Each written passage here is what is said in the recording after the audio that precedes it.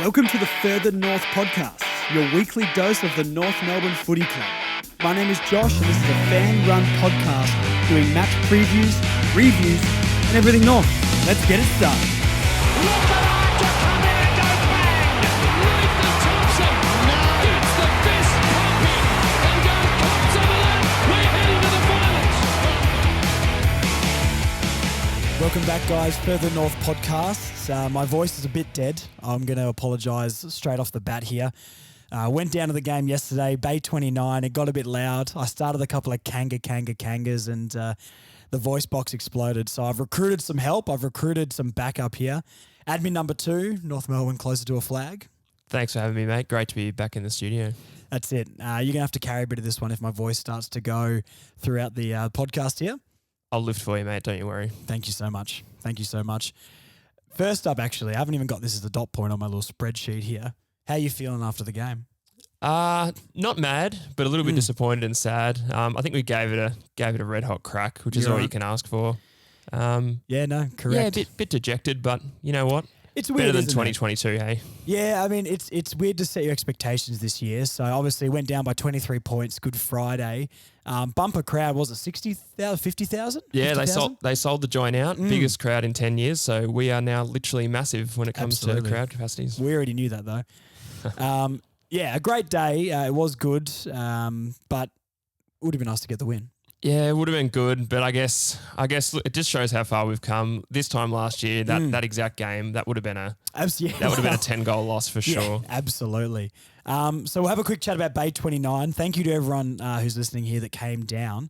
Ended up selling it out, and it was a bumping atmosphere. Do you want to talk a little bit about it? You had a bit more to do than me in there. Yeah, it was really great. We packed the joint out. Had a few North legends rock up in Troy Makepeace, and I think I saw a Digby Morel in person, but I can't quite confirm. A name I've not heard for the best part of a decade, if not more. But when you said it, I was like, I've heard that name. It is the world's most noticeable name. It is. It stands out. So he was in attendance also, which was great. Admin 3 was in great form yesterday, leading those chants. So I think his voice is completely gone today. But he's gone, yeah.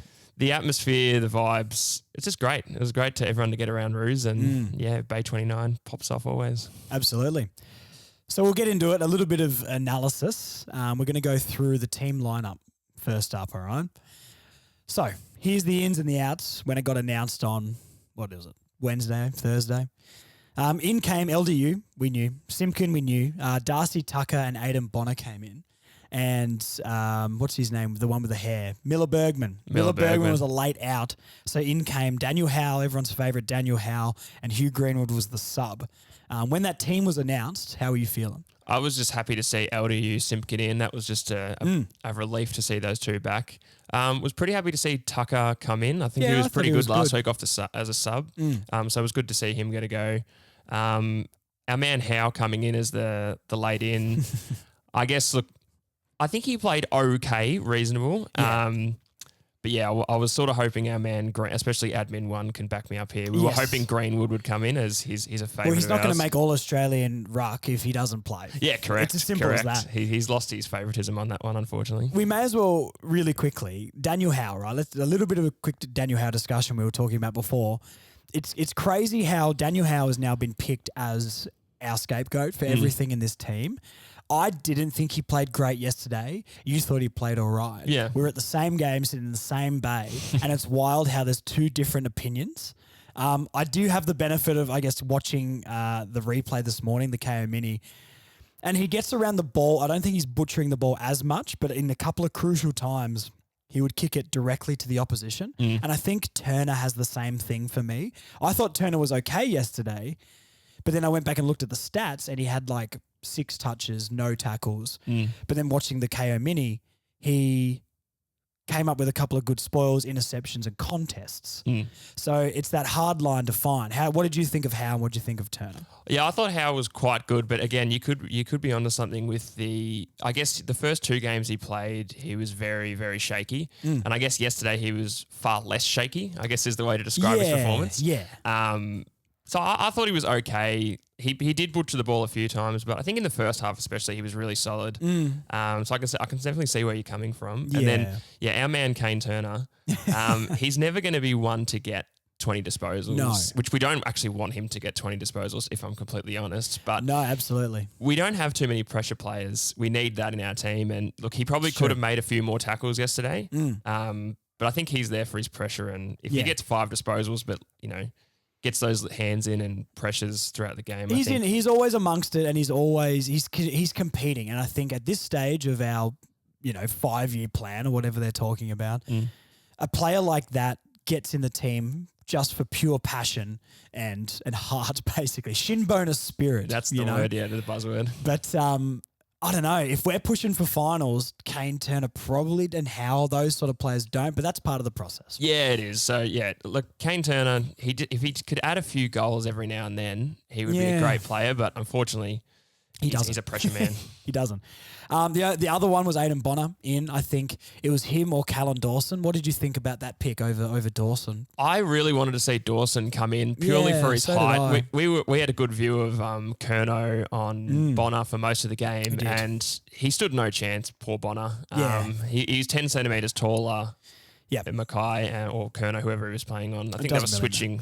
They were switching. I mean, they ended up on both, but I think Bonner as well. Curnow is a little bit shorter, but he's so athletic. It doesn't really matter that he's that little bit shorter than McKay.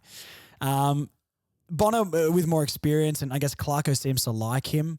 But I think I would have, especially after the first couple of games, definitely like to see Dawson get a crack.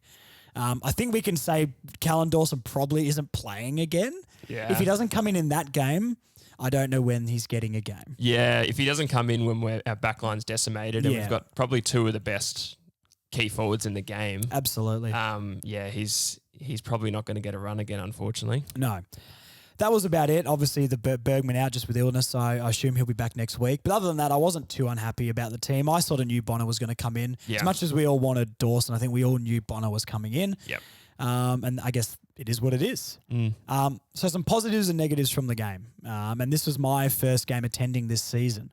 So I was there in the action, in the thick of it. And we're going to go positives first because I did negatives first a couple of weeks ago and I listened back to the podcast and I was like, I killed the mood. I killed the vibe. And I'm so sorry, guys. So my first point, Harry Sheezel. My goodness. What a man. Now, he's legally an adult, right? I can say dirty things about him. Right? I believe so, yes. Thank God. I love that, man. 37 disposals. I didn't know he had 37, but a guy that young and his disposal is that clean and he's that calm around the contest off the half back line. And when they threw him into the middle for a bit as well, he's class. It was a beautiful thing to watch. And yeah, he had 37 of it. I don't really recall. Maybe once he turned it over maybe and he recovered it anyway. So he did actually. No, he did. He chased his own kick. So that's how good he is. He can even chase up his turnovers. Absolutely. So give him the rising star now. You could probably chuck him the Brownlow too, but I guess LDU's up there for that. So. Yeah, they're going to be fighting themselves there. So that's the 1 and 2 in the Brownlow this year. Any positive point from you? Yeah, I thought our defence was quite good. Obviously, Core and Bonner got reasonably towed up by Curnow and McKay, which we'll talk about in the negatives, but that's all right. But I thought McDonald, Zeeble and Tucker in defence as our sort of medium to small size defenders were really good. I think Zeeble he's proved me wrong this year. He's been one of our best players. So it's really good to see him step up. And I think it was McDonald's best game for the season yesterday as well. A lot of intercept marks for him because I had a similar point. I had Zeeble and Elmack at the back were brilliant. And throw Tucker in there as well. Yeah, Tucker was really good. So it's good to see just a new face sort of pop up. Tucker's a big body too. And you know what? I'd love to know I want to see a stat for fend-offs. Or giving stuff because we do a lot of them. Paul Curtis, Cunnington, Tucker. Yeah, Paul Curtis. He tried about 5 or 6 yesterday. Yeah. They froth them, don't they? No, I agree with that. Another one I had is Bailey Scott. I just said Bailey Scott appreciation post on here. Yeah. The last 2 weeks especially, I think he's been brilliant. Yeah, he has. Finding that run along the wing as well and being clean with the ball. I don't remember him butchering the ball too much. And he's one that does put his head down and try and find a target. Yeah, agreed. He was very solid yesterday. Big fan of his work. Yeah. Another positive from you. Yeah, I reckon he's much, I guess, maligned. But Jaden Stevenson, I think if he can kick 2 to 3 goals, like so he's kicked 2 goals in another game this year. He's kicked 3 yesterday. I think he get 3. Yeah, he kicked 3. Oh, yeah, I thought he yeah. got 2. Yeah, okay, yeah, 3, he kicked 3, and I don't know. Just every time he gets the ball in space, he rarely butchers it. Even, I agree. Yep. Even if he is getting called for running too far after 9 running steps. about 9 steps. But yeah, he's one of those players that once we get better, he'll get better as He'll well. fire, won't he? We really will fire. And And we you could talked see it about this yesterday too. He's a Rolls Royce player. Like if you chuck that guy in the well, ironically the Collingwood Ford 50, he'll do that every week. He'll Yeah, and kick I think- 3 every week. I think but he kicked 35 to 40 goals when he played for them. Yeah. And he kicked 2 or 3 in a grand final. So because I had a similar point. I had Steve-O and Zurhaar kicked 6 between them. Or was it 6? Zurhaar think got 3 or 6. 4. I think Zurhaar got 3, but he could have kicked He about could have 7 kicked or about 8. 7 or 8. Those two, it's interesting with Zurhaar at the moment because the clearances out of the middle with Zurhaar in there look pretty clean. Yeah. But he pushes forward and you almost he almost does the ruck work, roves it, then gets down to the forward line and makes his own goal. He really does it all. He really does it all. But I thought they were fantastic. Another one here for me was the fight back. We looked hungry and invested in the game. Yeah. And that's obviously like last week against the Hawks, getting it back to within 3. What did they get out to? Like nearly 50, late 40s or something like that. And fighting back was awesome. I guess we were talking during the game, and at 3/4 time, we were a bit.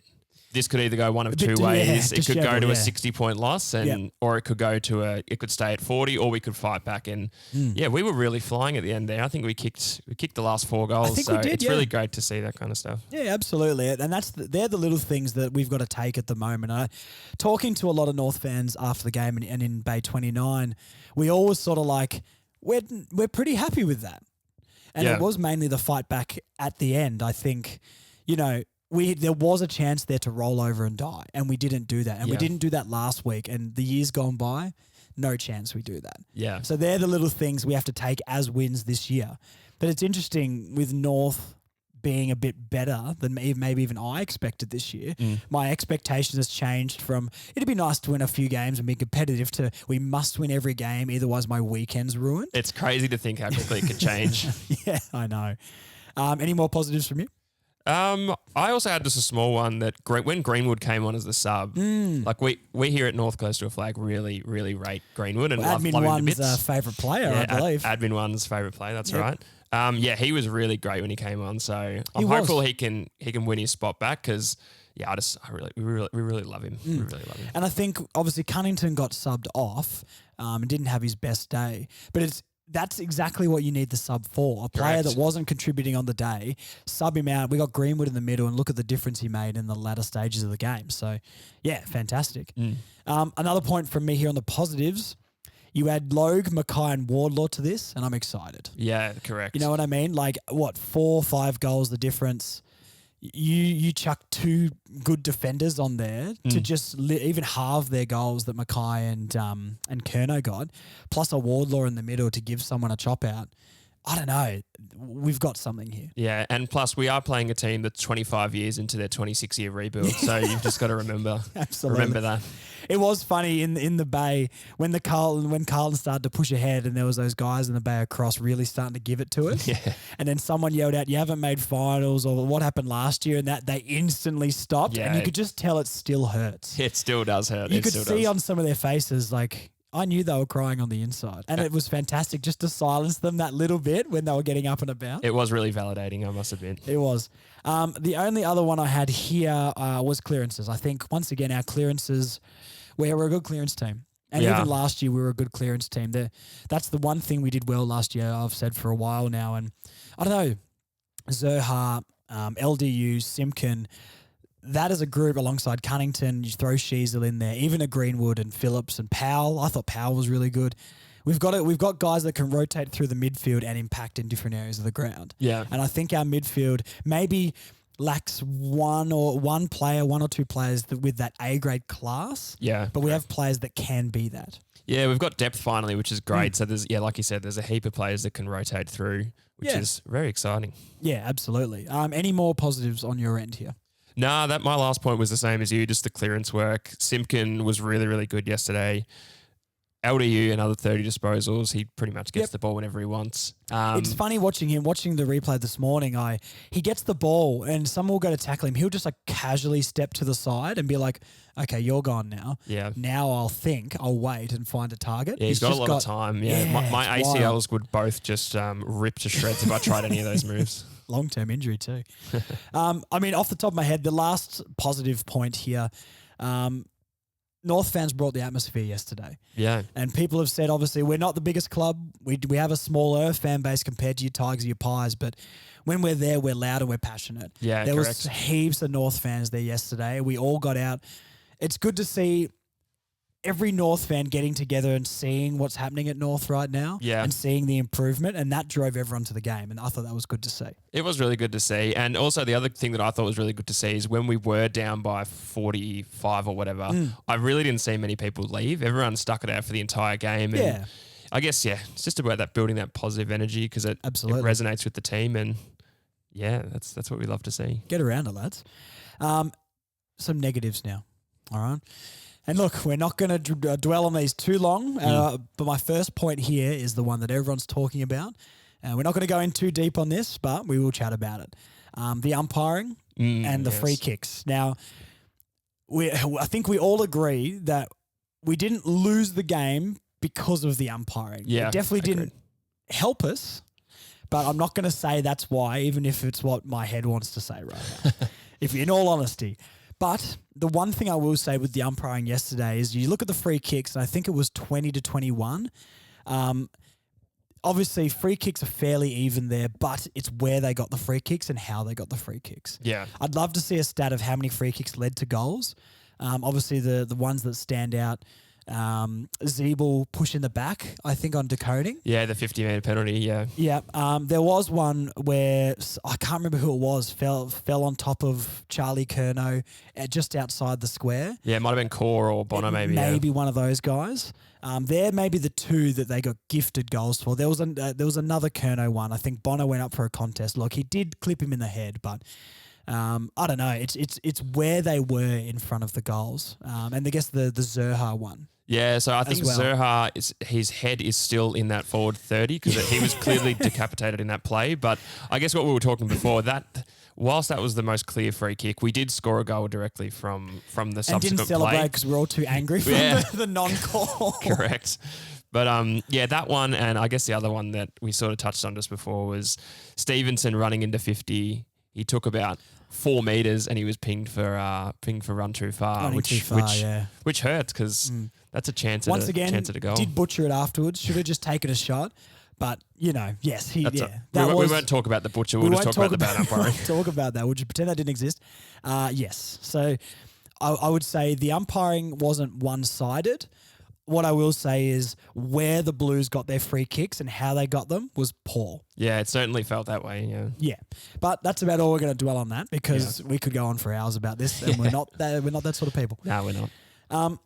We couldn't handle their tolls. No, not at all. And we had a bit of a chat about Bonner and Core before, which we might go into now. We knew it was going to be tough, and we all knew they were going to probably kick a bag each, and it was all about what we could do out of the middle pushing forward. What did you think of Bonner and Core?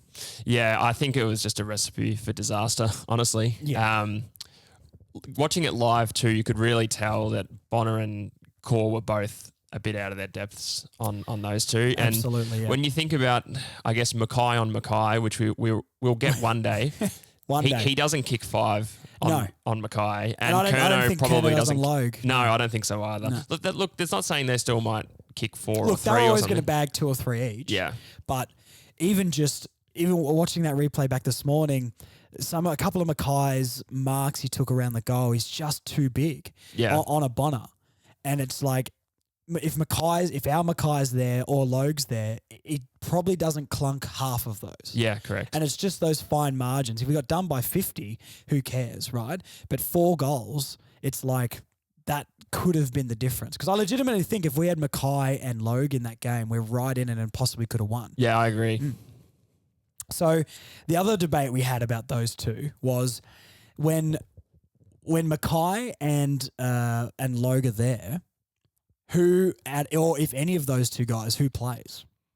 Yeah, it's an interesting thought because I don't think Bonner plays to start. Yep. But I think it really just depends on what type of forward line we're matching up on.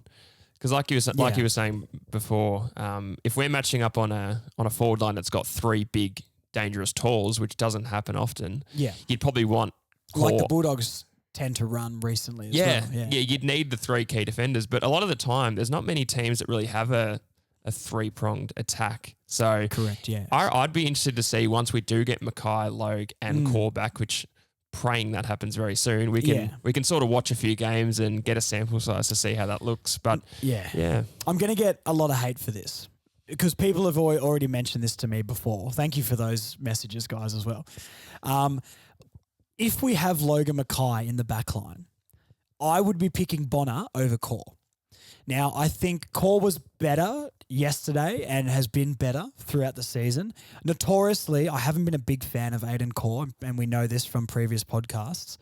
I thought he struggled yesterday and he should have done better. I know he's matched up on a brilliant forward, but I think he should have done better.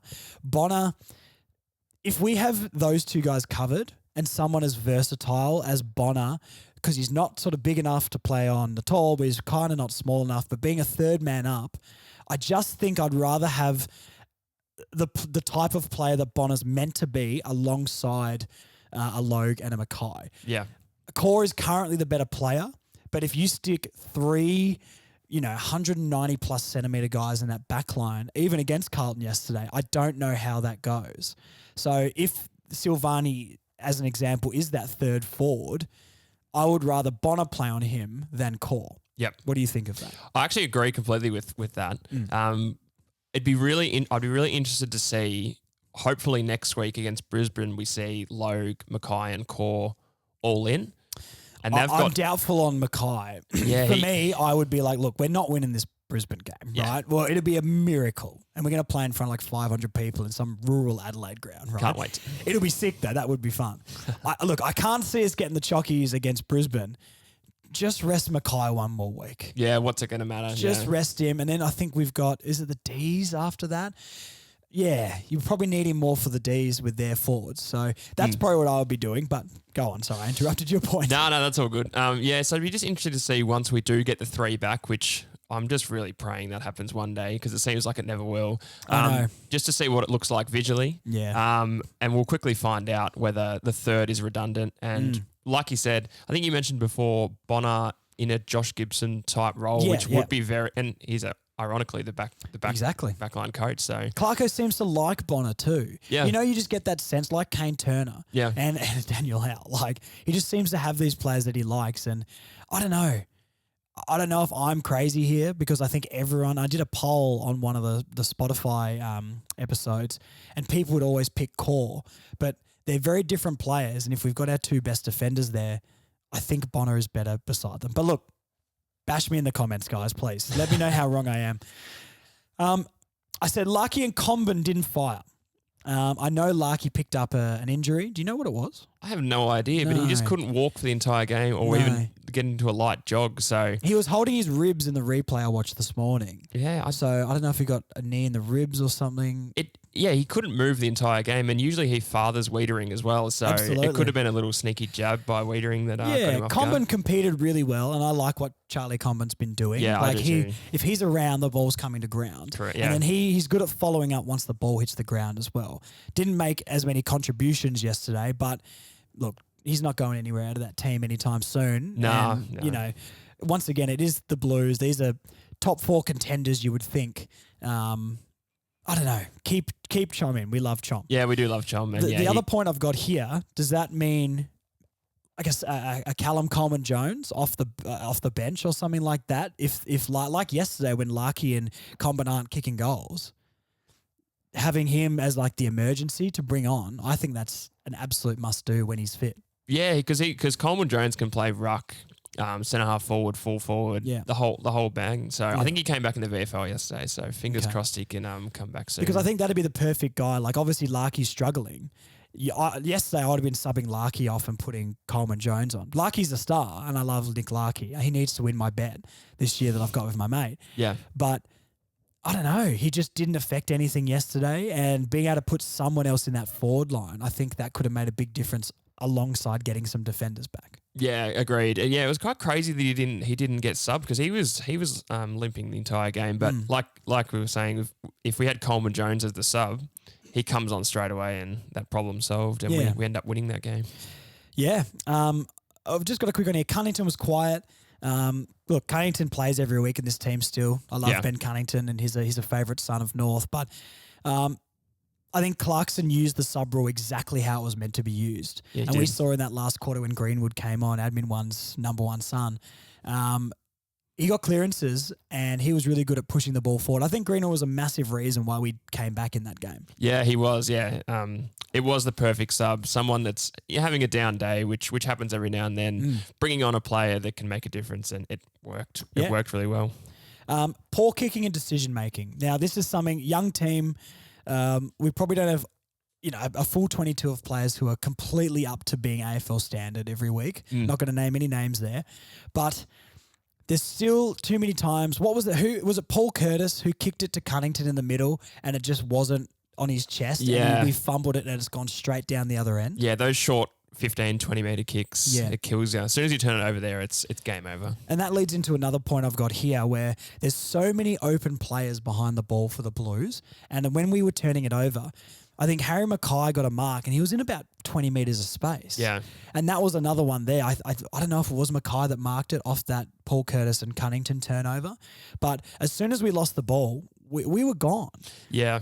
I don't know where all our players are. I think everyone was just pushing forward thinking that kick was going to come off, which I guess it kills you when you make those mistakes in that position. Yeah. But that's Russian roulette football, isn't it? Yeah. And look, I guess we can afford to play that style while we're younger and still developing, but I don't know. I didn't like seeing it, and I'm not sure if we're playing a zone. I guess there's a lot of zone going on because from sitting where we were in the forward pocket, McKay and Curnow got given a lot of space when the ball wasn't near them. Yeah. When the ball was in the middle or in our forward half, Bonner and Core were sagging off these guys so much. And I don't know what the plan is there. Like, if we do get a turnover and it doesn't come in quick, we've got time to get back.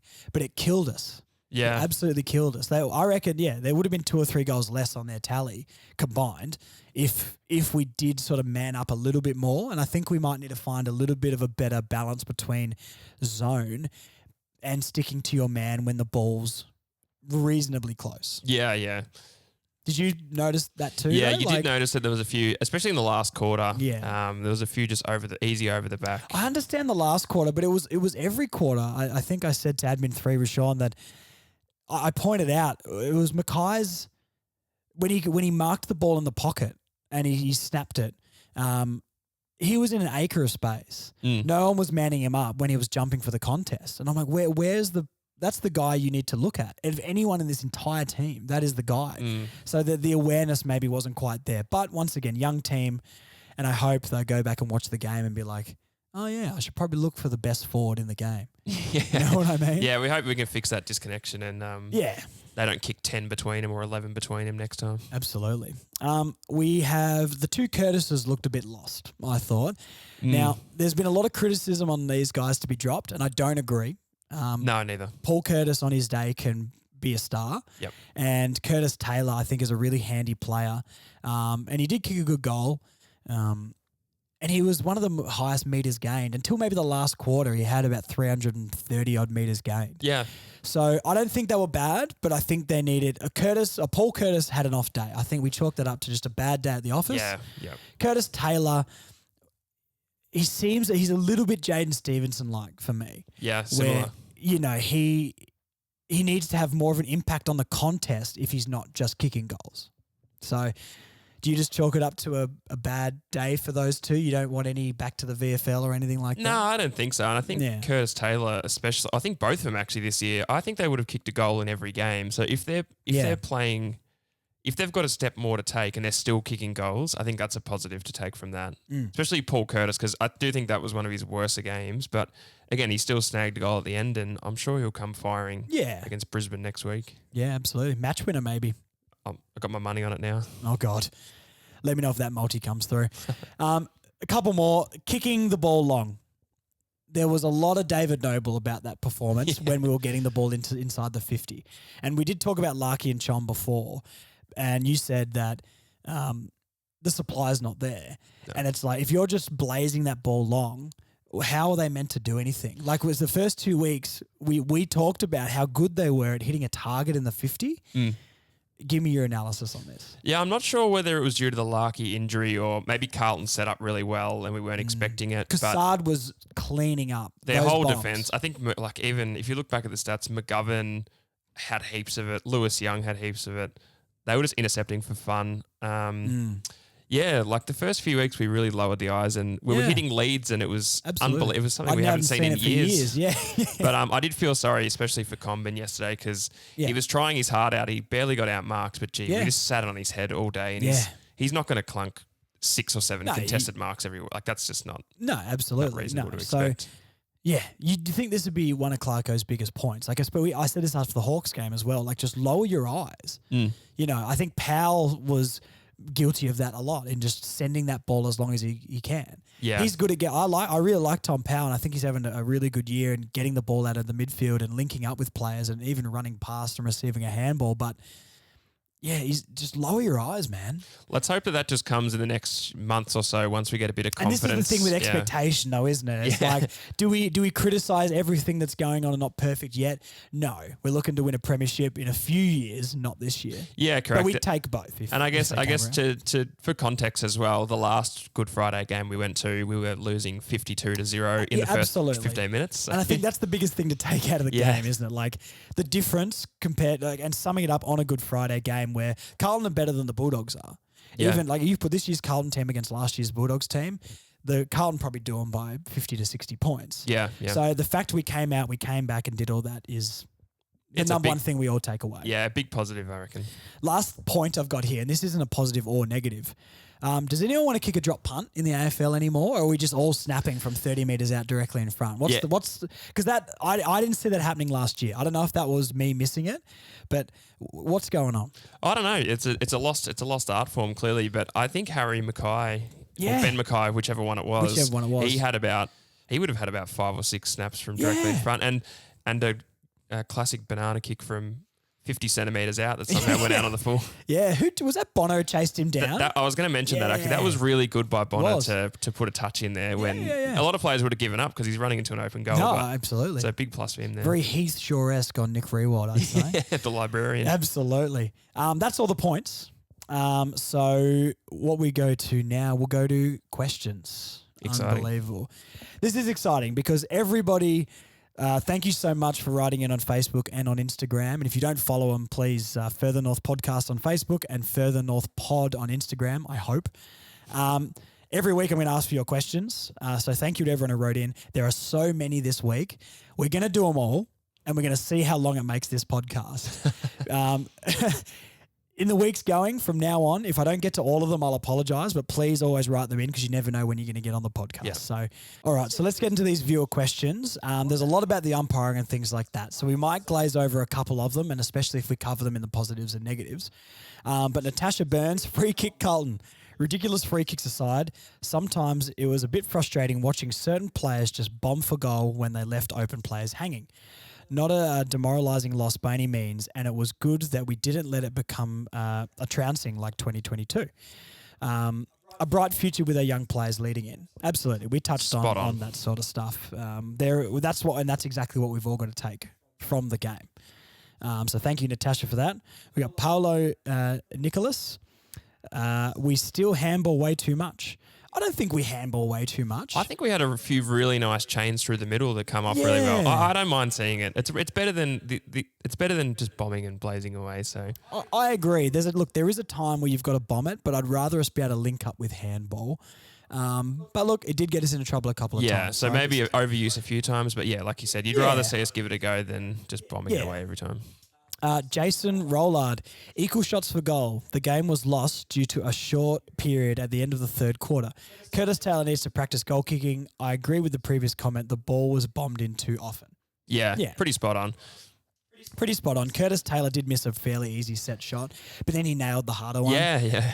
It'll come. There's a little bit of Lindsay Thomas yips about this, but yeah, at least he's getting 2 to 3 shots a goal a game, and in a it. few weeks' time he'll be nailing them. Yeah. Marcus Gatt.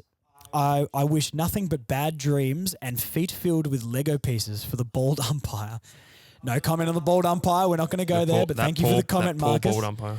His head was shiny. Zane Tormey, 4-way mega trade 1. Sheezel a superstar. Up yours, Kane Corns. Give me your reaction to that. I love any sentence that's up yours, Kane Corns. I agree, and he's looking. You can add a Caroline Wilson. He's to that looking. Too. I know she didn't say that about Horn Franz in particular. But we just hate her anyway. Yeah, that's true. I agree though. I think trade 1. Definitely. Sheezel's done more in the AFL than Horn Francis has so far, and he's had an extra year. Yeah, correct. We've run the trade already. Sign off. Absolutely. Give Brady Rawlings a 10-year deal. Oh, God, that made me feel bad.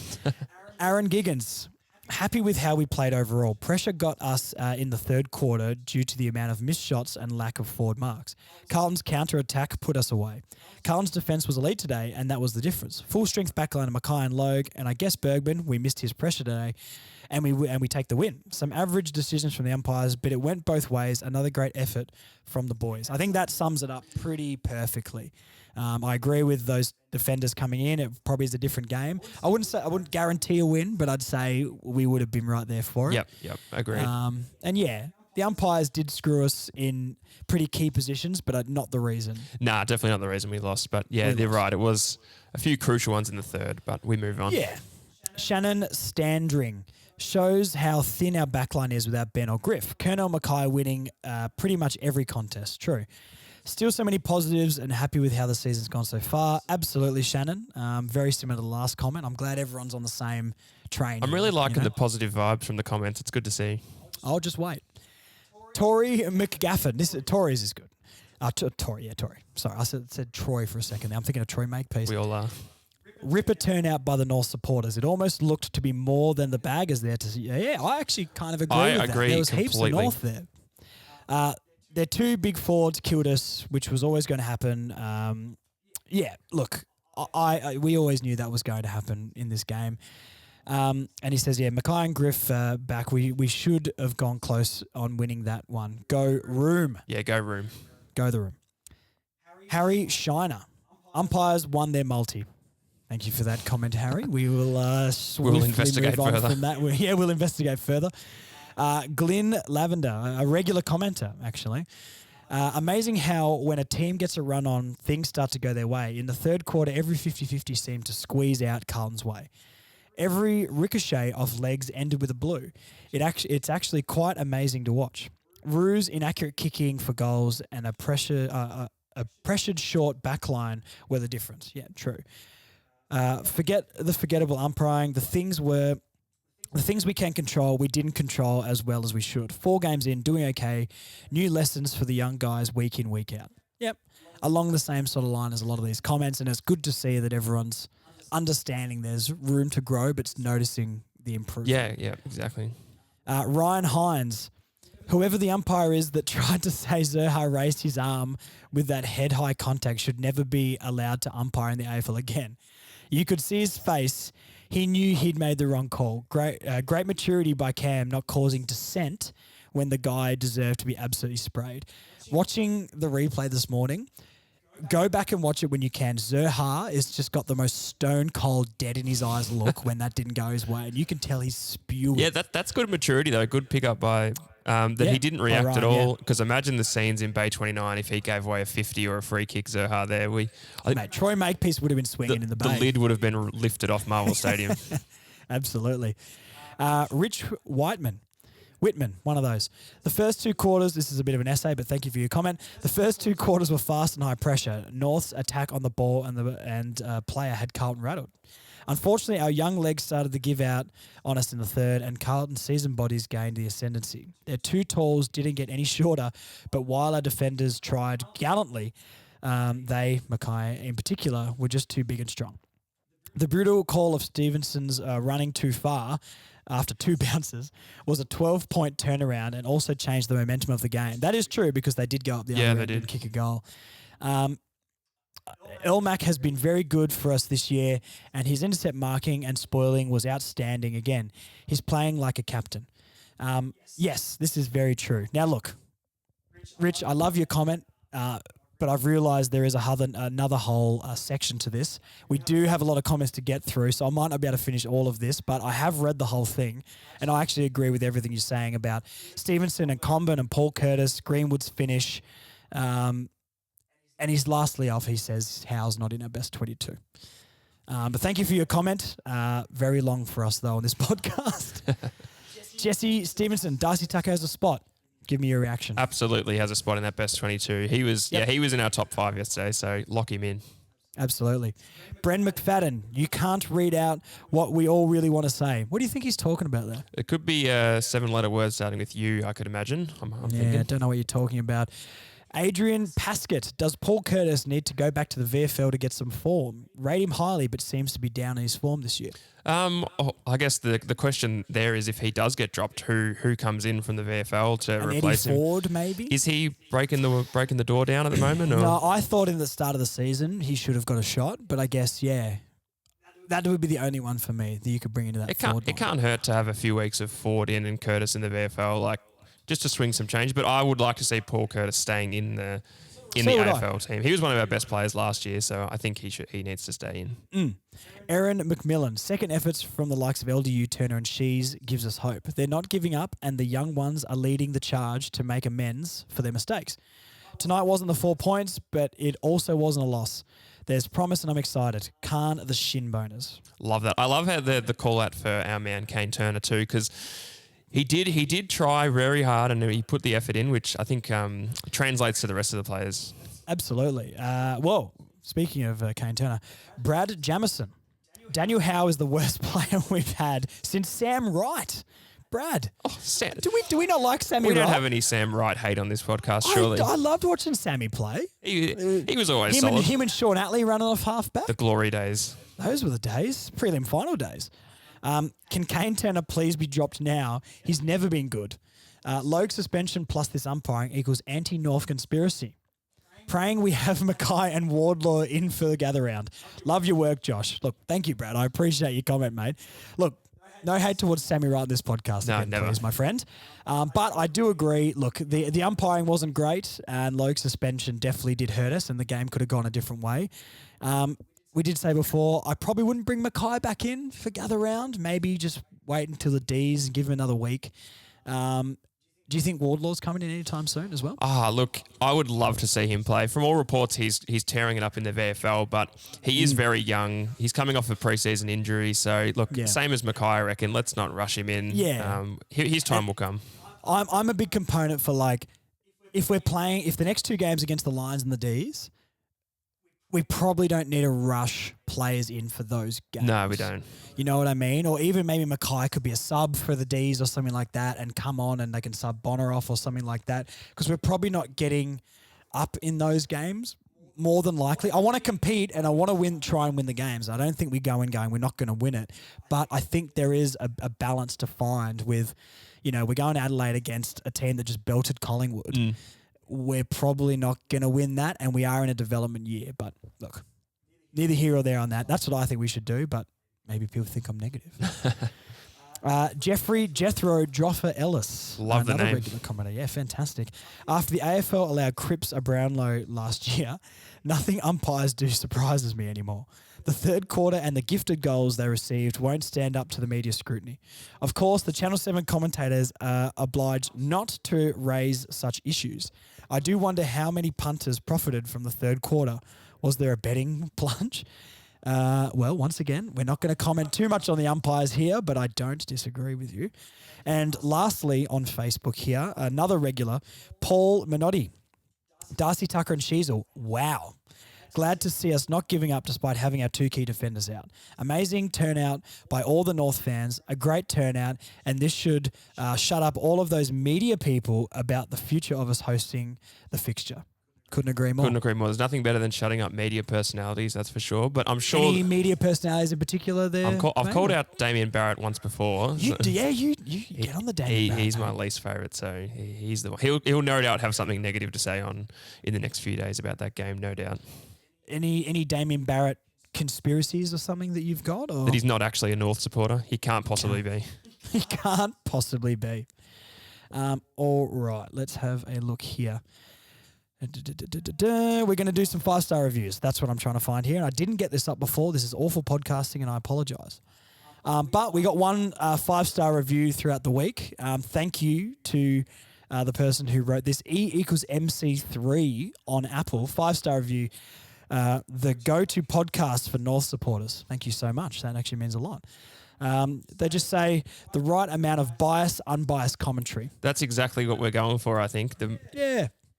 No, there's no Damien Barrett style commentary here. You know what I mean? Yeah, it's in that middle ground between bias and unbiased, that's what we're going for. Absolutely. So remember, guys, if you do listen on Apple and Spotify, 5-star reviews on Apple. If you leave me a 5-star and write a comment, I'll 100% read it out every week. And thank you to everyone who has given me 5 stars on Spotify so far. It's getting it up in the ratings heaps. Spotify's killing it for listenership, and I really, really appreciate it. We've got Instagram questions as well, but we might go on and do a couple of different segments before we do those, just from a break, to get you a little bit more involved. We're going to do the Sean Atley Club Champ. Love that. The votes. Now, do you have a 3-2-1 for this game? Or do you want me to just give you mine and you can tell me if you disagree? I reckon you give me mine and I'll heavily criticise whatever you come Scrutinise me, all right? So, and I'm just going to preface here, there was many players that I tossed to put in these votes. So these aren't just the 3. But I've given Zurhaar 3 votes this game. Sheezel also should have probably got 3, but I think because of the goal contribution from Zurhaar and going into the midfield and pushing forward, the King of Marvel gets 3 votes for this game. He is really the King of Marvel. Harry Sheezel's got 2. 2 classy, 2 clean, 37 disposals. 2 votes for Harry. And I've given Jack Zeeble the 1. Yep. Now, there was many players that could have got this vote. I thought Jaden Stevenson was good. LDU did what he did. Elmac at the back as well were other ones. And Bailey Scott absolutely could have got it. Zeeble was a brick wall back there. He was really great yesterday. Give me some Zeeble love. Tell me your thoughts about Jackie Z. He's just taken it up. I guess last year he was sort of caught in that whether he's a defender, whether he's a forward. He definitely isn't a forward. He was clunking everything. Yeah. He was crashing packs. Good disposal too. I don't think he turned it over once. If he did, I didn't notice it. Yeah. He was brilliant. He would have got my 1 or 2 in that game as well. Anyone else you'd swap out of that, or do you think those 3 were the ones to get the 3-2-1 this week with a couple of stiffs on the outside? There's a lot of stiffs, because I thought Simpkin was really, really good yesterday. Yeah, that's another one as well. Simpkin was very good. I think he could have, if I had to do a 3-2-1, I think Simpkin would get my 1. Simpkin was originally in there. He was really good. I think that was his best game for this year, although he has played well in each game he's played, to be honest. The reason I took Simpkin out and put Zeeble in was just because of how depleted the defence was and how Zeeble stood up. Yeah. That was my only rationale. Other than that, Simpkin absolutely could have got another vote. I can't argue with your logic there. No. All right. What we're going to do, let's do the Instagram ones. And then we're going to do a little preview and recap of the round as well with whatever games are going on currently. Let me fill in some time here. Say something about North. Just a quick one, actually. We at North Close to a Flag will be heading to Adelaide Hills next week. Oh, yeah. To a suburb that I'm not sure exists at all. So I'm wondering whether we'll rock up to this ground and there not be a ground. It would not be a ground, just dirt and some sticks. Yeah. I'll take it. But yeah, we'll be down there. So I'm not sure the setup at Mount Barker Recreational Reserve, which I think it's called. It's a real... You know they're going to have a canteen there though, don't you? Yeah, it's going to be good too. You're going to be a sausage sizzle or something going on? Sausage sizzle, $1 snags. Imagine. Jeez, better than Bunnings, $2.50 there. But yeah, we'll be there. I'm not sure there'll be 29 bays like there usually is, but if there is, we'll be in the 29th one cheering our boys on and hoping for a... Just take a big Bay 29 flag or something, and wherever you guys go, Bay 29. We might have to get some merch like that done. You've given me a good idea. We've also got tickets to just about every other game for Gather Round too, so we'll be there watching some other teams play as well. So if you're at any other games, shoot us a message on the page and we'll come say hi. Yeah, I'm sure you guys will be posting about that too. But if you don't follow it, North Melbourne Close to a Flag on Facebook and on Instagram, get around it and get amongst the lads. Yeah, that's right. All right. We're going to go Instagram now. J_Wheezy_84. Umps were best on ground, unstoppable. We've already talked about this. I don't disagree, but we won't go on about the umpires. Reese.Delaney87.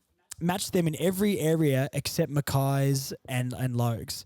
Bonner Probs played his last game. Build depth. I wouldn't say his last game. Like I said before, maybe when we get those big two key defenders back in, he could play a role. But look, it's not looking great for him currently. No. Joseph_Banus27. I swear those damn umpires were paid. Any comment on that? Well, I hope they're paid because it is their job, but I guess it depends on who's paying them. Maybe that's why they're so bad. They weren't paid. Yeah, They didn't get their pay maybe. back. Also said, we tried. If we had Logue and Mackay, we may have done better. Great effort. 100%. Giddy's Stockman. I did read the actual name is Giddy Stockman. So maybe I'm saying that wrong or right. Please message me and let me know. Need buckets back ASAP. Silent Z, by the way. Oh, yeah, there we go. So it is explaining the name, just what I called out. So it's Giddy Stockman. Let me know if I butchered that or not. I think Keep writing in every week and I'll get it right. I think you've eventually. nailed it there. Thank you, man. I needed that. I really did. James_Trotter. I think every time, so James has commented a few weeks in a row now. When I hear the name Trotter, I think of David Trotter. Yeah, that came straight into my head too. The 10-game superstar from the early and 2000s. he's an agent now for AFL players. Oh, there we go. Many positives from that game. We are well and truly on the up as a club. Absolutely. Couldn't agree more. Oh, also another comment. Sheezel can have the rest of the year off and we still win Rising Star. Agreed. Yeah, get your multis in now. Juzzy Street. Don't want to go to that street. I'm happy because all eyes were on us and we delivered. And now we are earning respect. Give me your answer. I really that was my favourite comment when I was reading through. Not that I like to have favourites, but you do. It's our standalone fixture. We've been pumped a few times the last few years. We had 50,000 there, and like you were saying before, I reckon 30 to 35 were north. Or at least it sounded like we had that many, which is what we love to see. Sometimes it's not numbers alone; it's just the level of energy that we bring. And everyone stayed to the end. We got to 40 points down, and no one was leaving. We were all staying to the end, which is really great to see. Wait till we play the Pies and we drown them out. I can't wait. Alex Hudson. Darcy Tucker doesn't look out of place at all. Good pickup, but plays the Shees/Hall role a bit. That is true. I liked him off halfback. Yeah, I thought he was really good. He probably, and he's right in that comment, he probably is keeping Aaron Hall out of the team at the moment. True, because I think Aaron Hall in this better team that doesn't butcher the ball as much would be very, very good. I've been an Aaron Hall fan, but I think he's 31 maybe now, so Tucker's a lot younger, but at the same time. 31. Yeah. You know, I don't think 30, I don't think 30 is 30 anymore. No, you're right. You know what I mean? Like people can play to their mid-30s and still be pretty good. Yeah. Sports science. Max_BD23. Did I already read this one out? Or you've just come a lot of times? Anyway, just to add, yes, again, if we had Mackay and Logue in the side, we almost definitely would have won. Don't disagree. Don't disagree.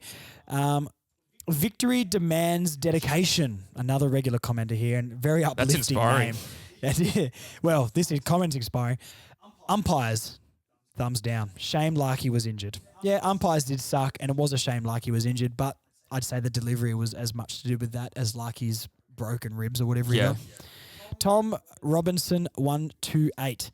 Lost it in the third, but it was good that we didn't give up in the fourth. Yep. 100%. Interesting one here. Dejana_777. Just Rob. Just Rob. Yeah, well, it just says Rob. Yeah, there we go. I agree. You want to break that one down for me? I don't think there's much to break down there. Okay. The other one here is Joey Joe 03 has just sent a photo of a slightly overweight man looking shocked and dishevelled at a club at night. Oh, this is the we were robbed right in front of me, man. Oh, okay. I haven't seen this before. I completely agree with that sentiment. We were robbed right in front of me. Interesting. Thank you for explaining that to me. I need your expertise here all the time. I always know AFL culture. Oh, Max gets around. Another one from Max Beatty. I'm a very biased North fan, but that was honestly some of the worst umpiring I've ever seen. Yep, we've touched on the umpires already, but thank you everyone for your umpire comments, and thank you Max for always running in. Jack Crow 6. Last 2 years, that game ends in a 100-point loss. We were finally learning how to fight back. Agreed, yeah. We were talking at, like three-quarter time. When it got to 40, 45 points, will this go to 70? Will it stay at 40 or will we claw it back? We've clawed it back. It's a massive positive for me. Very true. Brighton Isles. Yes, I think I butchered this one last week and he messaged me. Hopefully I got that right this time. Please let me know. Such a heart and soul game. Sad to lose a lot. But a lot of upside from Simpkin, LDU, Phillips and Sheezel. What did you think of Phillips? We haven't talked about Phillips was good. I think I looked at the stats this morning. He kicked a goal, 17 touches. What is he? He's 4 games into. Oh, actually, he didn't even play the first one. So he's only played 2 games in 3 and after his year out. Year and a half. So look, he's one to build, and in a few weeks' time or a few months' time, we'll be looking at 25 disposal games. And yeah, I thought he did. I thought he was quite good. Yeah, I thought he was solid. Didn't stand out or anything, but finding his feet. That's what we want to see. Livingcolour.gc. Happy with the boys' effort, not happy with the umpire's effort. I think we can all second that. Brad R. Richard. Proud of the lads. Winning at the half. 4th quarter fight back. No Leigh McKay. Larky one leg. Sheezel a star. He just summarised it perfectly there in a really succinct way. Yeah, in 128 characters or less. Sam Miller. Now, a client of mine at the barbershop. Sam, if you're listening to this, mate, how long is your hair getting? Because you haven't been in for ages, and if you come back with a mullet or something like that, I'm not going to be happy. Sam says, "How? What a absolute star!" with the laughing face emoji. What do you read into that? I hope that. You reckon he's being serious, or I think the laughing faces might give it away just a tad. I'm not good at social cues. Thank you, Sam. Hurry up and get back to the barbershop. Ben_Cheney. Ball placement entering the 50 could do with some work. We touched on that before. But overall, a good performance. Excellent bounce back from last week. The umpiring was disgraceful, especially in the third. Agree with all of that. Absolutely. And the last one we've got here, Harvey_Sutherland. So much progress. Mackay and Loga worth 5 goals at least this game. And be within 20-odd points with key outs. Poor umps and poor goal kicking is great. Well, that sounds like sarcasm, but yeah, I kind of agree with all of that. Yeah, agreed. I think I had one more I screenshotted that someone DM'd me. R. Burke 8. It's mostly disappointing that we don't have second options for key positions, i.e. Larky playing hurt. I guess a CCJ is probably that, but obviously he's only just come back. But with that said, I think we showed so much. Just a year out from being blown away by most teams. If it wasn't for some awful umpiring which hindered on #rigged, it would have been much better a spectacle. #FreeKick Carlton. You going to start that trending on Twitter? Or? I think it should already be trending, honestly. It was trending in Bay 29. That's for sure. Yeah. Oh, and give me the wooden spoon every year if it means we get a new Sheezel every year. Absolutely. yeah. Why not? No, thank you for all the Instagram questions, guys. A lot of questions there. Hopefully this pod's not going to run too long, but I love everyone writing in. If we do get lots and lots and lots, we may have to pick and choose a little bit, but please, everyone, still write them in because you never know when you're going to be on. So what we'll do now, I'll jump onto the AFL app here, and we're going to a little summary of the games already gone by and a little preview of what's going on around the league. A really, really quick 5-minute one. Sounds good. So, opening on Thursday, we had the Lions and the Pies. Brisbane by 33. How do you feel about that game? I think they're 2 really good teams, honestly. Especially how Brisbane started this year, and we're all like, oh, maybe they're not at it. I've tipped about 3 winners over the first 3 weeks, and this is one of the first times I've actually picked the Thursday night winner. It's crazy this year, isn't it? Yeah. Like, you can't. Collingwood was the only team for me. I'm like, yeah, you know that they're winning every week, and that one is even gone. Yeah, I couldn't even pick my nose, let alone a winner this year. So, it was a really good game. They're both really good teams, and I guess next week will be a great test for us if we can have a good game against the Lions. Yeah. They beat us by about 300 points last year when we played them. True. So it was about 300. Felt like it. So yeah, that'd be a great test to see how we go next week. Yeah. When we play Collingwood, are we going to sing to Nick Dacos, "You're just a shit, Harry Sheezel"? That's got a great ring to it. And you're right, he is a Coles brand Sheezel, but yeah, he did. You're just a wish Harry Sheezel. He is. He did have to be fair, Dacos did have a really, really good game on Thursday, but. He did. He's good. That wasn't a diss. I like that. Yeah, I actually like it. Just banter, guys. I like him too, to be honest. Yeah. So, but yeah, Harry Sheezel far better, obviously. A couple of predictions then for the rest. So the Crows, as at time of recording, are 63-34 up against Freo. The Crows. Is Freo bad or the Crows good? I actually had Freo in my top 8 this year. So did I. Like pushing Does not for look top to be 4. going well. We do love the Crom here at North Coastal Flag, so it's good to see them going well. Yeah. Yeah, a bit of a surprise. I did tip Freo in this one, so we'll see how this goes. Your tipping's going to be awful. So give me your tips. Richmond Bulldogs. I think Richmond in this one. Yeah. The Bulldogs haven't looked great at all this year, honestly, compared to what I thought they would be. I think Richmond are getting a little bit overhyped as well. They are. I won't lie. Like, I think top 4 for Richmond's a bit wild. Nah, like, no chance. Sydney's better than them. Brisbane are better than them. The Collingwood's better than them. I think Carlton are better than them. The Saints look good. We'll beat them, obviously, this year as well, as we And always we'll do. destroy them as well when we sub out. We fire Clarkson for 1 week, get the new coach in against Richmond, then bring Clark back in the week Adams after. back in. Patch out. No, he's already got his 1 win. We need to bring what's the Carlton guy we got? Brett Ratton. Brett Ratton, yeah. He'll be coaching. Saints, Suns, yuck. The Saints will win this one. Surely they could have picked a better Saturday night game than Saints versus the Suns, surely. Yeah, the Suns. Are you tipping the Suns here? You trying to go for a smoky to get your tipping back on track? I'm going to have to, and I actually was thinking this. He's starting to throw haymakers already. Saints have started the season a lot better than most people would have predicted, but they haven't really played anyone of value as of yet. I agree with you as well. I do agree. They have been good and they've deserved their wins. Correct. But they're yet to come up against a real big hitter. And to be fair to the Saints, actually, they have had a lot of injuries, but I reckon the Suns in this one in a bit of an upset. Just Saints are due for a loss, and I do have a soft spot for the Suns. I feel bad for them after all these years. It's a pity. It's a pity though. It is a pity tip. It's like loving your dog if it's a pug. It's cute because it's ugly, not because it's cute. You know what I mean? So the Suns are the pugs of the AFL, is what you're saying. Absolutely. The Gold Coast 100%. Pugs. The Gold Coast Pugs. Sydney Swans and Jason Horne-Francis FC. What do you reckon? Look, I'm going the Swans in an absolute avalanche here. Belting, yeah. Yeah, look, Port had their one good start. Everyone jumped on them. I haven't seen much since. We actually got a lot of messages from some Port fans round 1 in the DMs, and I haven't. Have they been in there since? Weirdly, no. I'm not sure. No, I'm not sure why. I wonder why. I wonder why too. I can't seem to think of why. We are also going to be going to the North Melbourne Port Adelaide game down in Tassie. Can't wait. So, it's going to be freezing down there, though. Almost like a bit of an ice bath down there. I grew up there. I lived there for 20 years. Pack your shorts, pack your Bintang singlets, all right? It's going to be beautiful weather down in the bay. Tropical down in Tasmania. I love it. So if anyone else is planning to go who wants to listen to this, or I did get a message, I can't remember your name, I'm sorry, but someone did message me who lives in Tasmania. Link up with us, send us some messages, and we can all get together for the game. Yeah, sounds excellent. Sunday, we got Essendon GWS. Gee, that's a real toss of the coin one as well. I'm gonna. Do you think? I think GWS are average. I reckon the Bombers will get them. I think Bombers will get them too, especially I at don't home. think the Bombers are all that either. I think maybe like the Saints, they have not yet played someone of note. Nah, and our Lord and Saviour Brad Scott from 2014, who absolutely decimated our list towards the end there. I'm gonna go Bombers. I'm gonna go Bombers in that one. Eagles, Melbourne. I mean, we don't have to talk about that, do we? No, although I have never seen a ins and outs list as long as West Coast in this game. So yes, I did see that. I actually feel sorry for West Coast because they couldn't keep up with our young legs. Nah, we stressed their hammies too much. That must have been what it is. But yeah, with Melbourne, surely you got to win that one. And Monday, battle for the spoon. We got the Cats and the Hawks. Yeah, this is a huge game now. But whatever happens, we're still going to be ahead of Geelong after this week. So it's fantastic. We are literally massive. Yeah, do you think Geelong will come good or?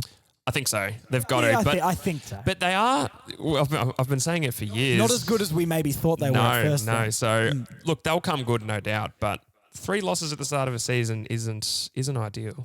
No, absolutely. All right. The last thing we're going to get to here is the North Nostalgic Player of the Week. Now, I posted this up on Instagram and Facebook before. What do you remember about Leigh Harding? Leigh Harding, when I think of Leigh Harding, I'm thinking of the quintessential forward pocket, kicks a goal or two a game, pressure forward. I loved him growing up, actually. So a Kane Turner, Jaden Stevenson hybrid. You've just nailed that right there. I remember him off half back. This is interesting because I remember him. I actually see him as kind of like a Bailey Scott, like running off that half back and wing area, pushing forward and like somehow getting on the end of another handball while continuously running and kicking a goal from the pocket. Maybe he had a bit of both. Maybe there was a period in his career where he was deep forward and then he switched to a halfback. You could be right there. Because that's what I remember him. When you brought up the forward pocket thing, I was like, yeah, I remember him from there, but I didn't remember it more. He just than the seems like an ideal utility now. We're building the where perfect can't he player. play? Yeah, where can't he play? He's the Harry Sheezel of the era. We got a couple of comments from people, so thank you for those giving me your Leigh Harding memories. Paolo, who commented before, just says, haha, tagged someone called Laura, your BF. Apparently someone had a crush on that handsome man.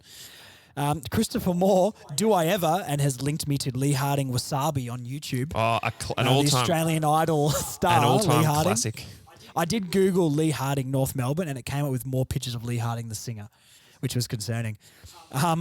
Arlene Barday, I think I probably butchered that, will always remember him kicking the sealer against Richmond in Jason McCartney's return/retirement game. Yes, I do remember that. That's yes. unlocked a memory for me there. After the Bali bombings. Unbelievable. Okay, no, I do remember that. I do have one more here, and it's a little story that got told to me. I should have asked if I could read this out, but I didn't. I apologise. But Zane told me, I think Zane also commented. He goes, "Hey boys, just checked the recent post." And I forgot his nickname was Turtle. Turtle, what a player. My favourite memory is when he lived at my grandparents' house for a bit. Shout out to Turtle and shout out to Bob and Wendy. You don't get that insight on any other podcast, do you? That's No. some serious stuff there. Now, Damien Barrett, you need to listen here, mate. And Caro and Corns, you all listen here. That is hard-hitting journalism. That is. Right there. If you want any journalistic tips, you just send me a quick message. Not Caro, you're not welcome. But that's journalism. If that was front page of the Herald Sun, you're buying that, right? I think it's going to be front page of the Herald Sun once they get to listen to that. Yeah. I'm jealous of your grandparents, but shout out to Bob and Wendy. They sound like incredibly lovely people. Big shout out to them. Yeah. So that's about it for this week. I guess we can do a quick preview of Brisbane next week for Gather Round. You're going down there with the rest of the guys from Closer to a Flag. Yeah. We've got the classic 6 a.m. Jetstar flight, so hopefully we do make it down. The red eye. What are you predicting for the game? What do you think? I would assume that Bergman Logue will come back in. Yeah, I think so. That's probably all, right? Yeah, we can't really drop anyone. I don't think Mackay's coming in. Unless the only thing I can think of is maybe Larky doesn't get up. Then we'll have to throw the magnets around a little bit. Kane Turner forward. Full forward. Stick it on his head. Watch out. Yeah, look, it's going to be a tough game. Brisbane looked really good Thursday. They've got heaps of damaging mids. A lot of good forwards. Look, Ashcroft v Sheezel. This is the battle for the rising star. Yeah, I mean, Sheezel's locked it, we know, but the media need to learn that too. Yeah, they'll see it in action on Saturday. Score prediction, a margin. What do you think? Look, because I think in this one, it's got to be how we're taking this Blues loss. If we fight and we show effort and we don't get absolutely smoked, yep. I think we need to take that as a win in this building stage of our development. Yeah, correct. It's hard to put a score, but yeah, like you said, it's just having a crack.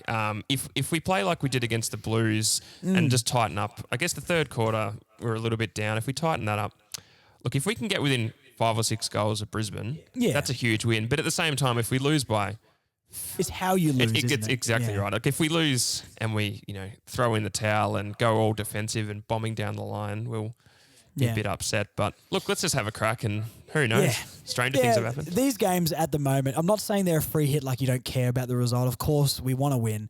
But go out and try some things in these games when you can and see what we're good at and see what we're not good at. Because I think the next really winnable game that I think we should be winning is the Suns. Yeah.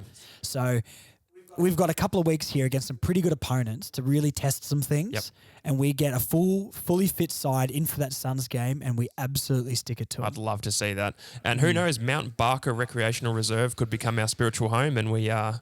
Well, when we get kicked out of Tassie because the team gets down there, maybe we play our home games there. Maybe we do. That's where North's going to be relocated to next. We've had the Gold Coast, we've had Tassie. Next, it's going to be the third Adelaide team. I'm hearing a Footy Classified exclusive coming on Monday now. Caro's ears are pricking up. Oh my God, she heard that from a mile away. She would have. Yeah. She's sitting in her South Yarra apartment or whatever she's got. I drove down along the boulevard along the river there when I was driving to. I think I was going to a Melbourne Victory game. And I saw Caro walking a dog and with a friend, and I kept her respectful, and I didn't yell anything at her at the window, but geez, I wanted to. Anyway, thank you for listening again, guys. This one has run long again, but if you stuck to the end, you are the real MVPs. Once again, Apple, Spotify, these are the places to listen. YouTube's going very well. Thank you for all your comments. Facebook and Instagram, everyone who follows me there. We want your interaction and your engagement on there, and we'll read out your comments. Thank you for Liam coming in. Admin number 2. Are you ever going to get promoted to admin 1? No, I think admin number 1, Tyler's got that pretty sewn up, and I'm comfortable in my position. Should you make a bet with him if Greenwood doesn't get All-Australian ruck? Maybe you move up the order there? Or? You could be onto something there. It would always be good to be admin number 1. We'll workshop some ideas. When we get him on next, I'll put it to him on the spot. And see. Ask him the hard-hitting questions. Yeah, we're going to do like a sit-down, open mic or whatever. That's what this podcast is going to turn into. Thank you again, guys. And North Melbourne Close to a Flag, Instagram, Facebook, all that. That's the content you want. Get around it. More Bay 29 action to come. I'm sure we'll give you all the information about that. Anything to sign off with? Just a quick go room. That's all from me. Yeah, we are massive. Thank you very much, guys. We'll talk to you again soon. See you later, guys. Thanks for listening to the Further North podcast. We'll be back next week with more great North chat. See you then, Bruce fans.